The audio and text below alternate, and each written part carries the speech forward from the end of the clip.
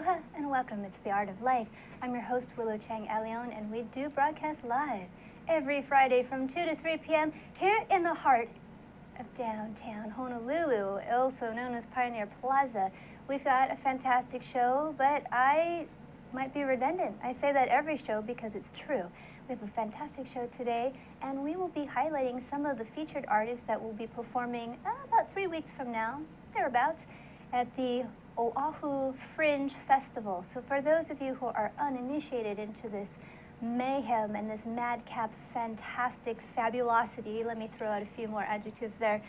The Fringe Festival is an international festival with outposts all throughout the world, hence the word international, and also national. So it's a collaborative effort of singers and poets and dancers and storytellers and stand-up comedians and jugglers and fire dancers and every other freak that wants to share the fruits of their labor. And we have a Fringe Festival here, courtesy of our organizer, Misa, who I think is not here today, but it's okay, because you can see him on other episodes of Art of Life. It is going to be happening in February. We'll give you the dates at the end of the show. And it's been ongoing since 2011. So it's still kind of in its infancy, but hey, it's still ongoing, which is wonderful. So today we have some of the artists featured in this year's Fringe Festival. We have, sitting next to me, Billy and Andrew. Andrew. I was thinking of Wham. I was like, George Michaels and Andrew Ridgeley, but sorry about that. I'm just a little silly, just a little bit. So gentlemen, thank you for joining us today. Of course, Thank you for having us. Now, some of those people who are privy to going to the nightclub scene here in Honolulu might know what you do, but for those who are watching this on a computer, please tell us, what do you do? Well, we're primarily circus artists, but you referenced the nightclubs. We have done a little bit with the nightclub scene because we have also some glow props that look very nice in the nightclub setting with the dark lighting and things like that. But we've also done, private corporate gigs here and there. We've done other festivals like the Eat the Street stuff, the Kaka'ako Night Market, and just anything that really comes our way that is looking for jugglers or circus artists in general. We do a multiple different performance arts Wait, in now the circus. if they want to look you up online. Yeah, we're on Facebook. So we do facebook.com/Kinetic Flow Arts, and also Twitter and Instagram with @Kinetic Flow Arts. Kinetic Flow. Sorry, what were you saying, Andrew? Oh, I was just saying that we do several different circus arts. We do some acrobatics, we juggle, we use whips. Let's see, what else do we juggle? You mentioned the glow props that we have. We juggle fire, we juggle knives. Object manipulation. Object manipulation of all sorts, a little magic, a little contact juggling. So. All of these things sound fun, and they almost sound like torture devices, like object manipulation. My goodness. So, I think the practice can be somewhat torturous, but we're hoping that people who watch us just get the fun part of it. Do you think that when people watch juggling, I mean, clearly it is enjoyable. I mean, there's a reason why you had jesters and court entertainers, and it's probably as old as time, as old as people could work those, the dexterity of their hands and their hand-eye coordination. That's fun, but do you think there is a certain part of the population that enjoys the possibility that a screw-up might happen? Is that part of it? I'm just curious. Well, judging by reactions when we drop sometimes, we definitely think that's part of it. It's a little like watching NASCAR. You don't actually watch it for the race, you're just waiting for something that, I'm sorry. Is that on fire? Yes. Oh yeah, especially when things are on fire. That's when people are really looking forward to the action.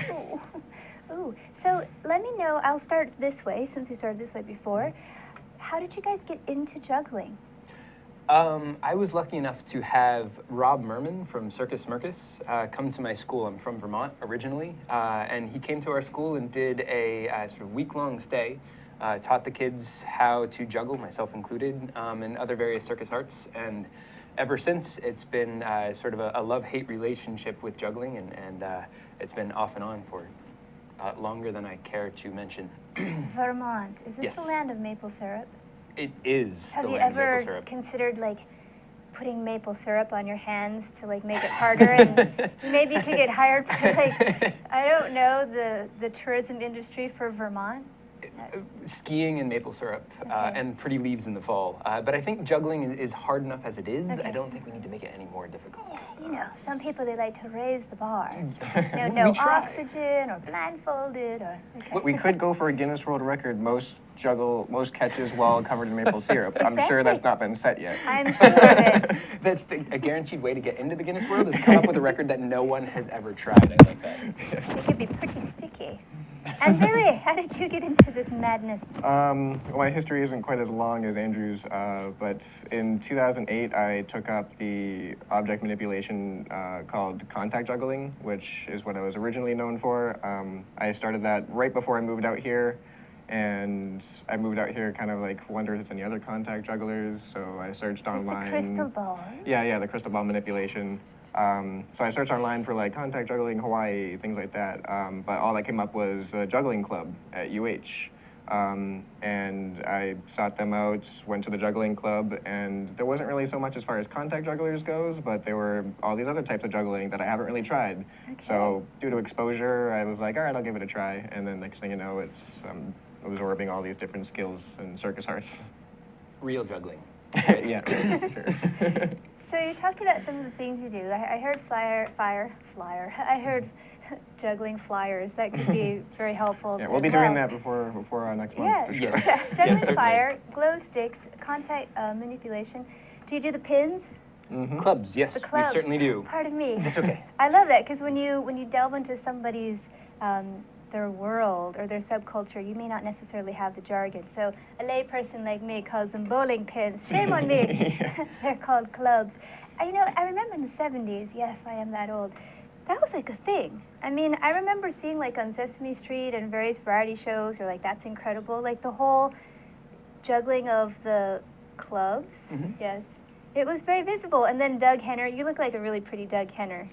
Just a little bit. And he used to do like the ball, and he'd wear like a shirt with a rainbow. I don't see any rainbows here, but No, we forgot them today. I mean, there is a huge circus culture, with Cirque du Soleil probably being the biggest one that people have some name recognition, but there's many more offshoots and Lollapalooza and whatnot that have included it. How did you guys, like, what is the community for you? How would you define the community or / your inspirations?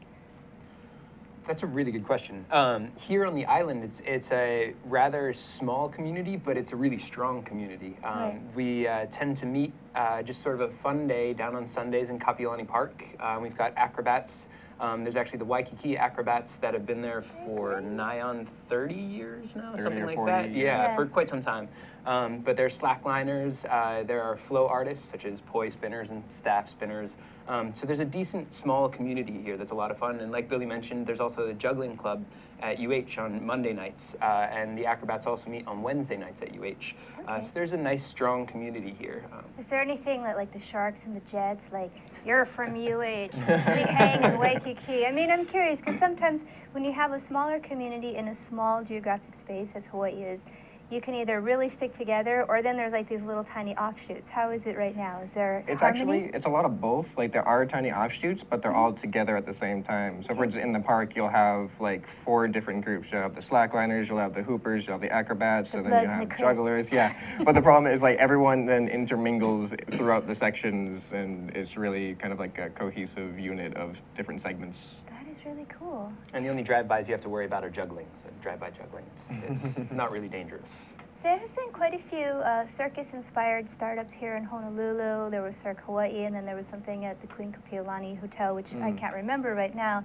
And then there's also Cabaret. When these visiting groups that start up in Waikiki have shows, do they ever provide opportunities for local people to get involved as well, or to be hired as specialty acts? Or I'm curious. We were actually a part of the Queen Kapiolani one, the Aloha Live it was called. Aloha Live. Yeah, that was really interesting. That was probably one of the more consistent opportunities that we've had. Right. Like, what was it, like 9 months that we were part of it? Close to that, I think. Almost yeah. a baby.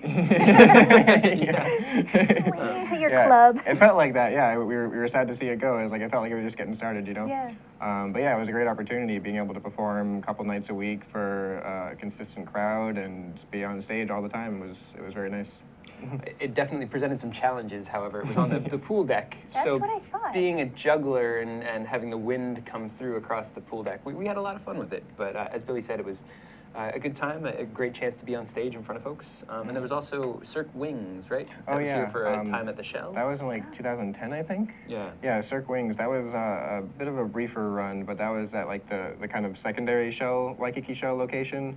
And that was more Cirque style. Like they had like the really big trussing with, you know, high flying acts and aerials. And Cool. I did the crystal ball manipulation for that. And it was very, very, very intense show compared to what we've been in before. I like it. So I'm curious. I would think that this is clearly, it's good for the mind, it's good for the body. There's that flow, right? You can't, I would think, now I'm just assuming, if there's tension within your body or if you're preoccupied, it's probably close to impossible to juggle and be efficient at it. Kind of, sort of? Well, you can use it as kind of like a cool down sometimes, but if you're actually trying to practice like a rehearsed piece, then distractions can get in the way quite a bit. So it's in a way kind of maybe an improvisational art, because you have to be responsive in the moment to what's happening. Definitely. Certainly to some extent, but a lot of what we do is choreographed, so it takes a lot of practice, and we try to choreograph to music. So it's just like a dance piece or any other piece of art that is really timed and structured. So we do have a chance when we're first starting and creating the piece to be free and to improvise, and we spend a lot of time coming up with different ways to manipulate, especially with juggling and adding some acrobatics to it. But once things are sort of locked in place, you really have to be focused because gravity is constantly there and always fighting you. Yes. As a juggler, yes. Not just as a juggler. Bring on that eye cream. I have to say, you talked about the wind. We love the wind. You know, trades are a beautiful thing, unless you're juggling or balancing. And it's the same thing for Oriental belly dancers as well. When we have like a sword or a shamadan, a candelabra, or even if we're just working with a veil, the last thing you need is like a ceiling fan or a trade wind or... Yeah, it doesn't matter how much you practice. Like when you have that little monkey wrench, it's pretty unpredictable stuff. Struggle is real. The struggle, Yes, certainly. the struggle is real.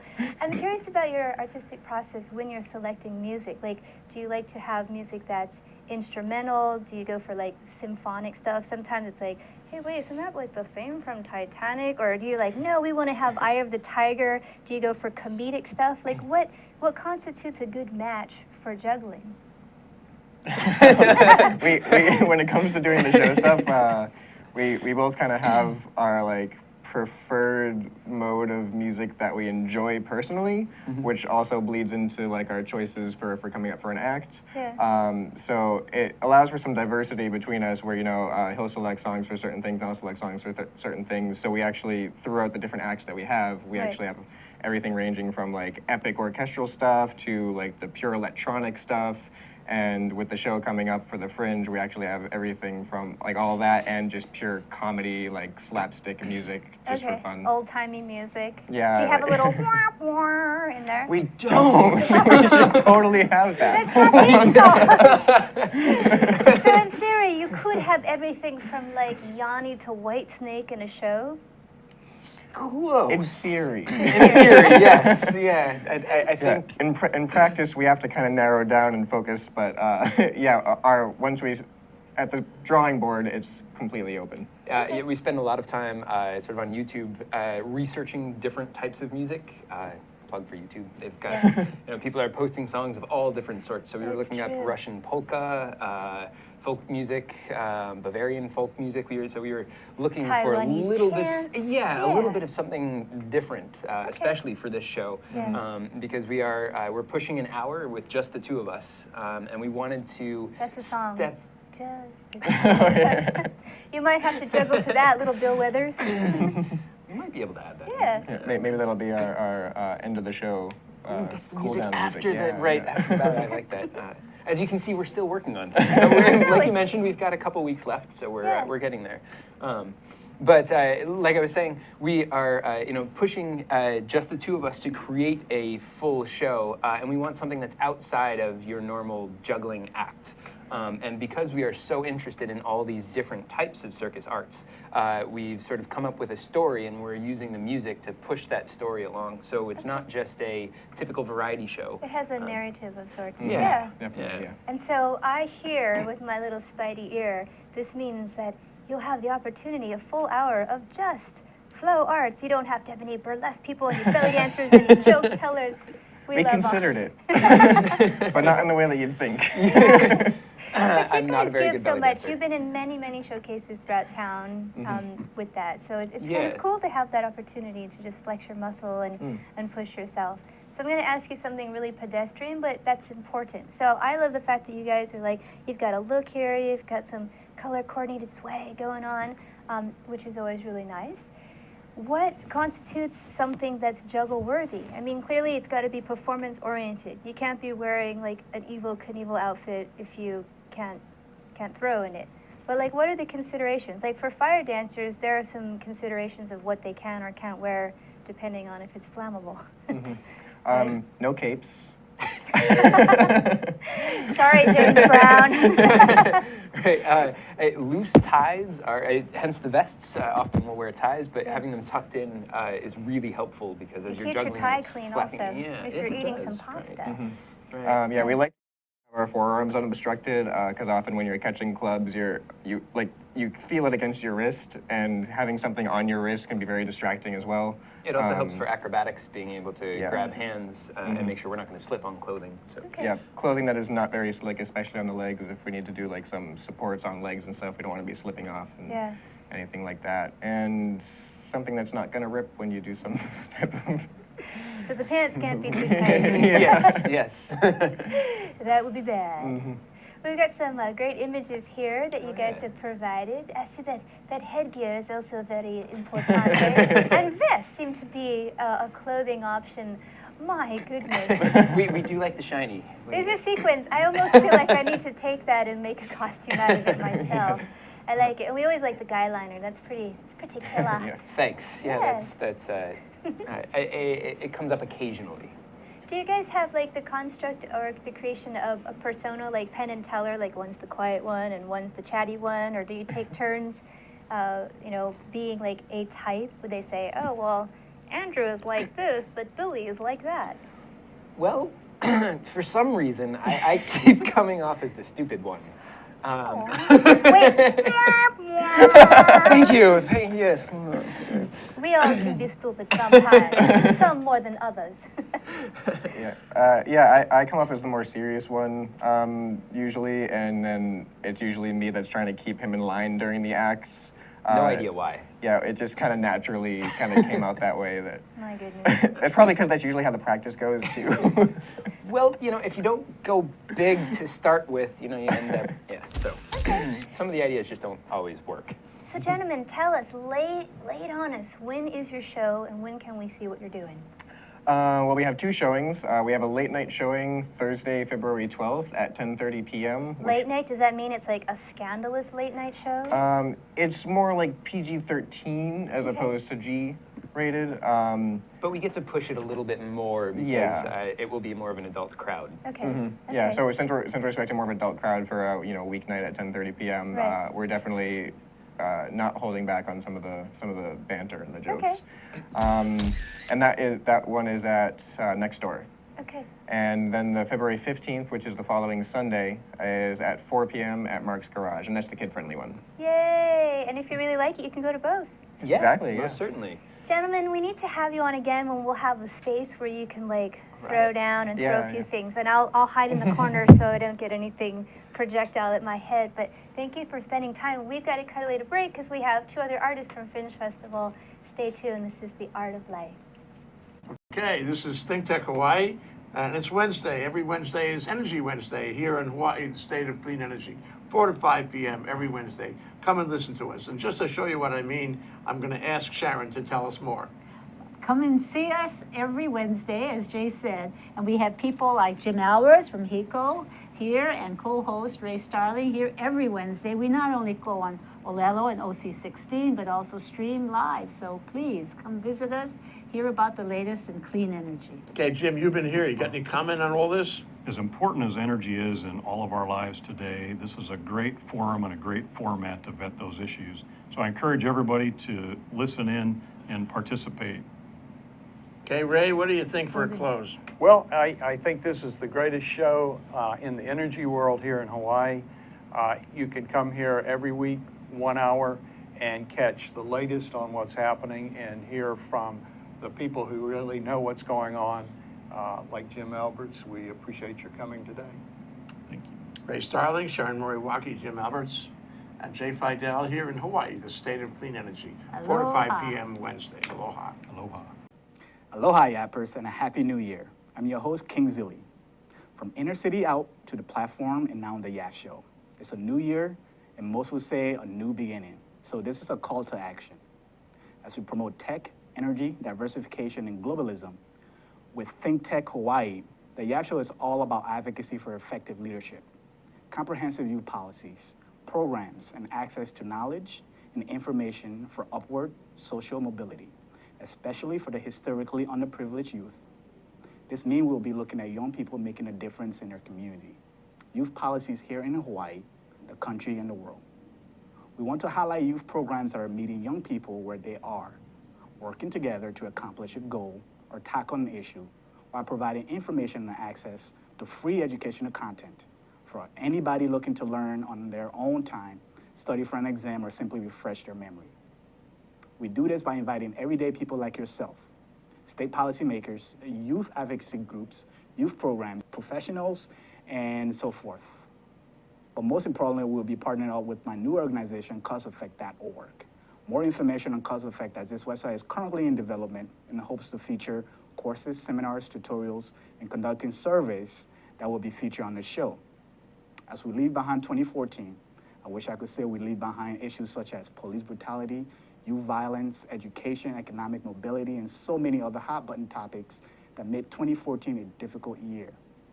So what does it mean for the new year? What does it mean for youth policy? What does it mean for Hawaii as a whole? And most importantly, how does it affect you and your community? We want you to tune into the Yap Show at 3 p.m. Friday and find out. Aloha. Don't adjust your dial, it's still the art of life, and I'm still your host, Willow Chang Leon. We do broadcast live, but if you don't have the opportunity to check us out live, well, you can always watch us on YouTube, or you can check out our archival episodes on the Art of Life with Willow Chang on Facebook. Please like that page and send that link to as many friends. Just share, share, share. Don't adjust your dial. You know why? Because we have two different guests. So Billy and Andrew did not suddenly turn into women singer-songwriters. No, these are two totally different people. Some of the many talented people that will be featured in this year's Oahu Fringe Festival. Welcome, Marcia on the end, and Lucie Lynch. Hi. Hello, hello. Thank you for having us. It's always a pleasure. Now, you guys are doing a cabaret show entitled Money Talks. Tell us all about it. Money talks, but what the hell is it saying? So that's very important about it. It's kind of a musical, funny, serious musical TED Talk, if you want to say so, yeah. It's also, I would add to say that it's autobiographical, Yeah. so everything in the show is completely true. It's unpredictable, it has an improvisational quality, and I think that pretty sums it up. So if you have family members or friends in the audience, they're like, that sure sounds like me. That's right. Yeah, it's So very... nobody's safe. Nobody's, well, I wouldn't go that, I would say that everybody's safe, because we're talking about, even though it's funny and it's unpredictable and it's improvisational, we're talking really about very deep subjects in terms of money. And in fact, I'll go further to say that we did a dress rehearsal this past Tuesday at Habilitat, which is a 2-year drug rehab residential program for 100 recovering hardcore drug addicts, about 80% men, most of them Pacific Islanders, very different population than Lucie and I, jumped to their feet with a standing ovation, giving us feedback like, this is incredibly inspiring, and it really moved us both because it showed us that our show is really accessible.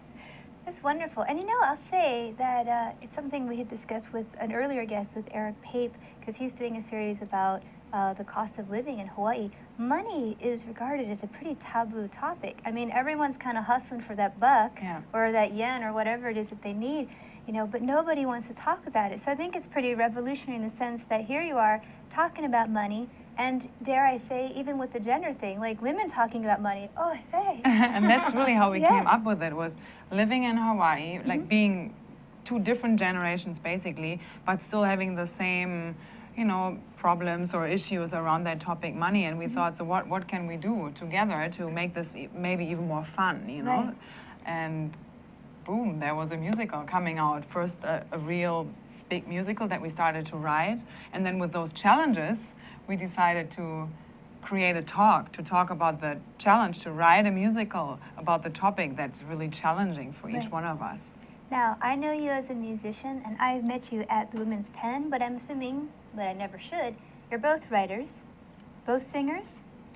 No, I would not say that I'm a singer. Everyone's got a singer inside of them. I would say that I am not afraid to sing, but I Okay. would not say that I'm a singer. I would Sing say out that I'm loud. a joyful communicator who can express words with music. And that's Lucy's good. the singer. Hey, it worked for Rex Harrison. That's right. I'm Right? much more Rex Harrison. Look at all That's those me. rappers. That's right. He's That's like the white rapper. Right. Oh yeah, you definitely Yeah. are. I'm also, I do rap. So, Okay, yeah, right. there we go. Okay. She's gonna throw down some filthy, fabulous beats. There's a rap in the show, an incredible rap that made these recovering drug addicts go nuts. My favorite Yeah. kind of people.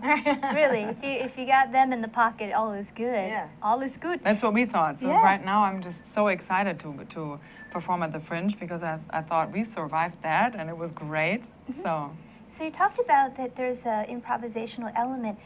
I'm curious with your process. Do you have like a mapped improv, or do you have did you make bullet points and you said, okay, this is we're gonna go from point A to point B? Because sometimes when we're doing an improvisational performance, it can kind of veer off into a whole different territory. How do you know when to bring it back to your hour slot, or to come back to topic if it starts to go into a different space? What's your process? I would say, we have a script that we, definitely have a script, that we work by, and yet each one of us has certain monologues there where we are pretty free in creating them. Yeah. But still, we try to make sure to come back to the key sentence by the end that the other one can. Yeah, because jump in. there's Lucy and I, and then we have a live keyboard player, Sean Chu. So in that sense, it's very structured. Yeah. There's songs that have a beginning and end. They come at a certain time. They end at a certain time. There's a script that we work with. But life is about making mistakes, and we've both studied improv. I was fortunate enough to study improv with Alan Arkin. Oh, wow. And so in improv, one of the foundational rules is celebrate mistakes. So that's Yeah. a great quality that Lucy and I can bring to this. And to riff on that, life is improv. Exactly, It really every day. is. We only fool ourselves thinking we know what we're doing, or at least we might have an idea. So I'm curious about something else. Okay, you talked about, without giving too much away of your show, do you find that this show asks and prompts more questions, or does it have a conclusion? I was talking to a friend of mine Great, about that's a great great question. I was Great talking question. about 70s sitcoms, and people think that's really cornball, but there was something really beautiful, because in the span of half an hour, you'd have a situational thing, you'd have conflict, then you'd have a misunderstanding, and then you have an understanding, and then there was kind of a moral of the story. How does yours work? Is it more questions, or do we have some kind of resolution? Well, that's such a great question, Willa. Fabulous Thank question. you. So, in a lot of ways, Money Talks is a series of very deep, provocative questions. Okay. With the core question being, do we have inherent worth? Yeah. Am I worthy if I have no money in the bank? Am I worthy if I fail? Because we all feel worthy if we have money in the bank and everything is going well, and but what about real life? Yeah. So it's a series of questions, and we really, in the writing of this show, we really made the decision. It was a long process to make that decision. That we did not, we're not giving the audience the answer, Yeah. because this is a discovery process for us. This show is really a discovery process for us, asking that question very deeply and very seriously. Am I inherently worthy? And so our hope is that what the audience takes away from it will be provocative, will be inspiring, and will be a doorway for them to discover for themselves. And we thought too it was about this, is it one of those, workshops where you go like, get rich in 5 weeks or something, and that by the end we come up with, this is what you have to do to be rich and famous, you just have to watch our show, and after that you go open your new bank account and everything is Gucci. And it's just not, like that. And that's what I think I enjoy most. We were both growing so much through the process of writing this. I can say that for myself, that my whole relationship with money has somehow changed through the last 18 months that we are working on this topic, Yeah, and just to sort of underscore what Lucie is saying, to give a little bit more of a teaser about the show. So for 18 months, Lucie and I have been working on a Broadway musical. So that's about money. Yeah. So writing music, writing lyrics, having a script, and it has been a struggle. And that struggle has been such a struggle that that's what we bring into the show. So it's really about two women artists struggling with feelings of failure and rejection to write a Broadway musical. So in our show, Money Talks, we have scenes and songs from the Broadway musical, which happens to be a Broadway musical about money. So it's a story within a story. Yeah. Fantastic, fantastic. You said something really interesting. You've said many interesting things, actually. You talked about, someone and their feeling or the association of self-worth in the attachment or the correlation with money, how much you have or how much you have with you. And I remember a very long time ago, my late father, he shared this to me. He said it like a secret. Whenever my dad would reveal something, it was always like a secret. And he said he always would keep $1 in his wallet, no matter what, because it always made him feel like there was a possibility. He may not have used the word possibility, but he'd say, I always try to keep $1 in my wallet, like no matter what. And I found that I do the exact same thing. Like sometimes if I open my wallet and there isn't like one lonely $1 bill, I feel like this like mild sense of panic, like, okay, I need to have like one little dollar in there, which is kind of silly because what can a dollar buy you? But it's psychological, it's emotional, it's all of these things. And then you have to wonder, as some people are very quick to point out, we give the value of money, because it is ultimately paper, especially when it's not backed by gold. Yeah. So in our country, where we seem to be all about the hustle and the dollar, and then Lucie is originally from Germany, who, my goodness, you guys have kind of bailed out half of the continent there. I know. I'm curious, did either of these worldviews or of how our nations have had relationships with money play into your creative process? That's another good question. Yeah, it was another decision that we made because we thought, do we really want to go down that road? Right. Do we want to also include the politics? And we decided not so much because it's not really what we want to do. It's really more for us, the personal aspect of it.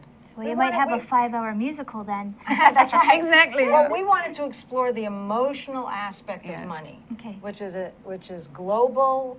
It affects every individual. We had no interest in politics, and so it's really about how it affects individuals. But then it's played in there again because I'm from Germany, and I have parents who did a very good job, entrepreneurs and everything, very organized. And for me, then the question, wait a minute, I'm like really fully German, and it didn't really, I'm not really built like that. I'm the full-on artist living from hand to mouth. So why? You know, like, why didn't I just set up my retirement account already when I was 3 or something? Yeah, interesting stuff.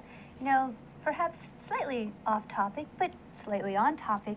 The collectible show. I don't know if any of you like to go to those things. I have a heart for nostalgia. And one of these vendors, they had coins.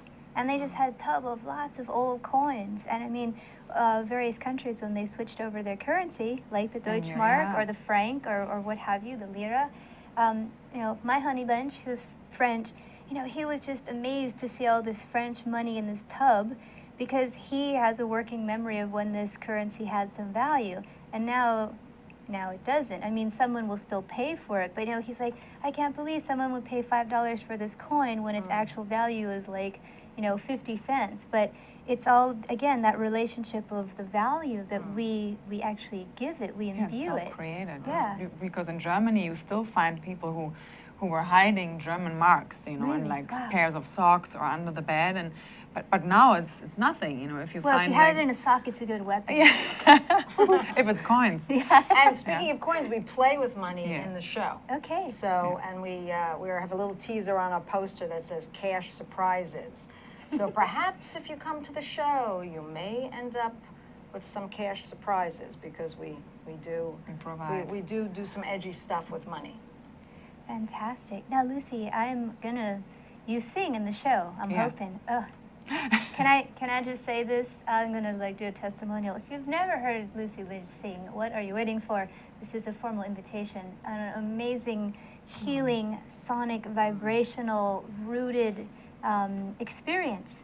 I mean, your thank you. voice is an experience. I had heard of you many, many times before I had the opportunity to actually hear you sing at Still Moving Center, and my gosh, it still stays with me. I mean, you are a very gifted singer. And you are just a bon vivant beyond compare, because I saw you last month at the Honolulu Pen, and how fun was that, the murder mystery, so. Well, I'll also say, just to play up a little bit, I was actually invited by America's Got Talent to audition for the show because they saw a rap of mine on YouTube Yeah. about aging. And I've gone through process after process, and now I'm in the final decision-making process, and if they say yes, you're going to see me rapping to America on the next season. Wait a minute, the omniscient voice of God says that they want to preview. You want to throw down some rhymes? No. Shot down like a clay pigeon. Oh, well, I tried. Gotta come to the show if you want to see the latest rap that Lucie and I Exactly. do. Yeah, awesome. Awesome, ladies. So 18 months, that's like 2 babies. Exactly. Yeah. And we have 2 babies. Right. Oh my God. Money Talks, what the hell is it saying? And Right, Ka-ching. and Ka-ching. The name That's of why. the Broadway musical is Ka-ching. So we're still working on the Broadway musical as we do. Did Money you have Talks. any Chinese people complain? You can always change it to cha-chang if you want. That's what we were just talking about today. Fantastic. So tell us also, when is your show debuting? I'm assuming this is a world debut. This is a world debut. Yes. I like that. Don't you like it when you type a resume, world debut? Right. It feels kind of special. Tell us about your show. How many times can we see it? Where, when, and how much does it cost? Cha-ching. Interesting. At the Fringe Festival, it's gonna be it's Friday, no? Friday the 13th. Okay. Lucky day. Ooh, lucky day. 7:30 Okay. at the Arts of Mark's Garage, and Saturday, 7:30, February 14th, Valentine's Day. Bring your sweetie Ooh. at the Arts at Mark's Garage. You know, I think that could actually be a very positive thing because it could crack open a discussion about money between any 2 people that are in a relationship. Because that's yes. the thing that people don't like to talk about. That elephant will stay in the room for your whole life. And it tends to be one of the things that pulls people apart. Yes, It absolutely. does. Money. Families. So, you know, maybe Yeah. a chance to laugh and hear some ideas and do a little soul searching, you know, maybe have a little vino before, little tete-a-tete, and then go see the show. Kind of romantical there. Yes, no, Yeah. I think it would be a great Valentine's date. That's fantastic. Do you folks have a website or something we can follow you guys? you can definitely find us on Facebook and just type in Money Talks, but what the hell is it saying? There we are. We usually post once a week a little video and new photos, and always, yeah, keep the update there. That's pretty damn awesome. Awesome. Well, ladies, I'm looking forward to your show, and I thank you for spending your Aloha Friday with us.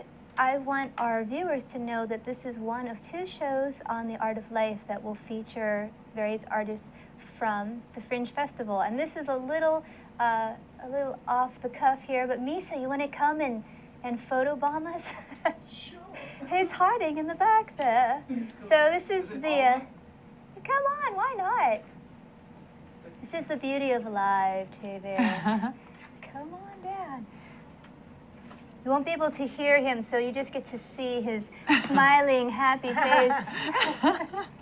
Like, who was that man? That's Misa. He is the gentleman who decided that Hawaii needed a Fringe Festival. He said, how can Honolulu not have a Fringe Festival? And he has tirelessly brought this thing from its little infancy to become the festival that it is, starting off with Fringe Bites in 2011 at various locations, some which have come and some which have gone. But the other thing that's pretty nifty is that every year Fringe Festival includes new venues that are new to the scene, so it kind of serves a lot of purposes. Not only does it help build community, and you can see these artists creating new works, it gives them motivation to do something different and collaborative, but then you also get to see some of these various venues. It's almost like an artistic pub crawl, if I could call it that. So, you know, if you're afraid and you don't want to commit to taking a class, you can go see a performance and support the arts community, which is thriving. And we not only have local artists, but we have some visiting artists as well. So tune in next week to The Art of Life, same time, same place, and we will have some other artists sharing with them their insights, their inspirations, and what they're going to share with Oahu Fringe Festival 2015. How did that happen? We're keeping it Pono here. Hope you have a wonderful weekend. I'm your host, Willow Chang Leon. It's The Art of Life.